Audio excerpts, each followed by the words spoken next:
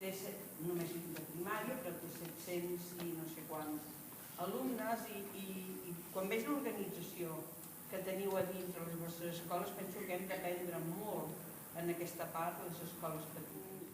M'agradaria que això no fos unidireccional.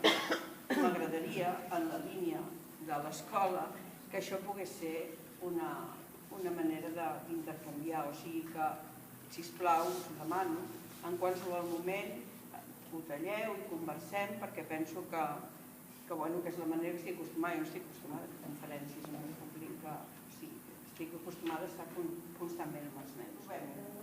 Provem, no passa?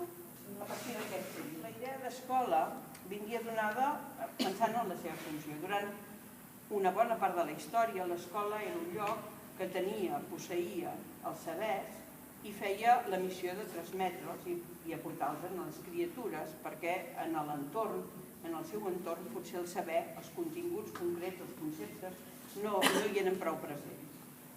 En aquest moment pensem que això no és així, que la societat ha canviat molt i dintre d'aquesta societat realment ens podríem plantejar si és necessària l'escola.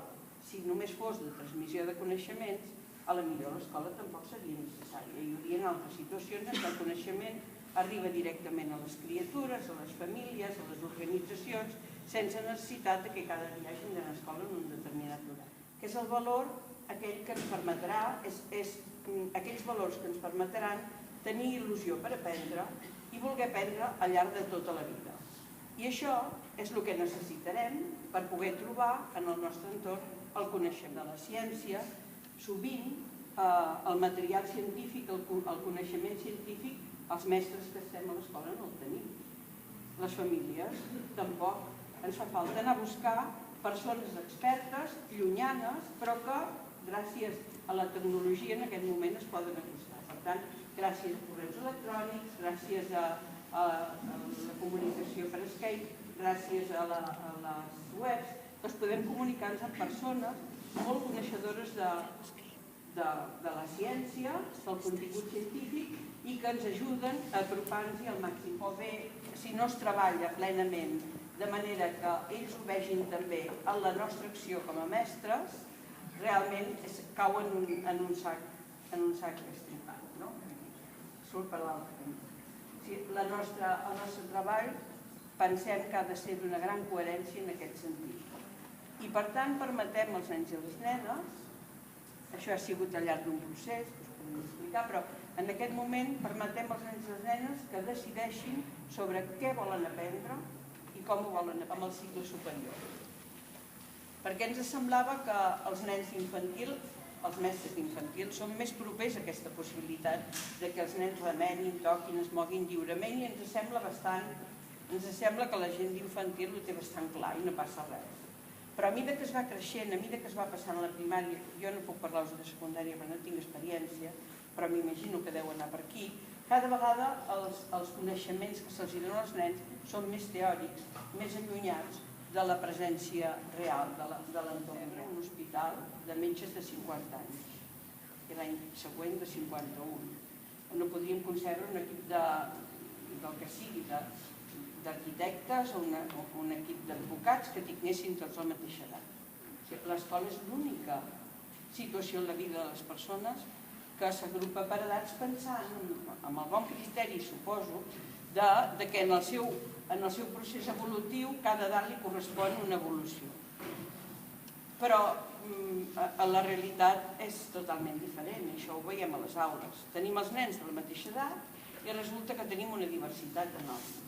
Tenim nens amb un alt potencial amb unes altres capacitats, en algunes àrees, uns altres en unes altres, nens amb dificultats d'aprenentatge, i tots tenen la mateixa interès.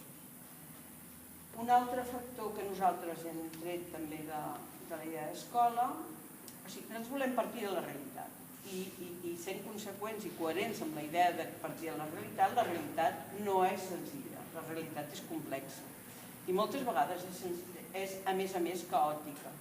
I a més, aquesta realitat moltes vegades ens ve interpretada per uns mitjans, per un entorn que ens la venen i ens la donen d'una determinada realitat, pot ser fins i tot caòtica. Com pot ser que nosaltres a l'escola separem el coneixement per àrees temàtiques? No és una simplificació total d'aquesta realitat, és agafar de la realitat alguns temes aïllats del conjunt i donar-los un contingut, un coneixement, que després a la millor posat en el mateix conjunt no lliga. Per tant, la nostra idea va ser optar per no treballar per àrees de coneixement. Nosaltres no teníem horaris establerts, hora de llengua, hora de matemàtiques, hora de ciències, sinó que es treballa durant tot el dia a partir dels projectes que els nens lliurement han escollit. Pot sortir quan es parla del cos humà, però surt un 70% del seu pes. Per tant, podríem treballar a partir d'aquí, els tants percents, realment pesar-se, veure quanta aigua tenen dintre, però això no ens diu res. Posem l'aigua dintre d'un bidó, tota aquesta aigua està dintre el meu cos. Podríem apropar la realitat, o sigui, podríem posar conceptes que potser els treballaríem a nivell d'àrea, els podríem posar, ajudar a posar-los a dintre del projecte d'investigació.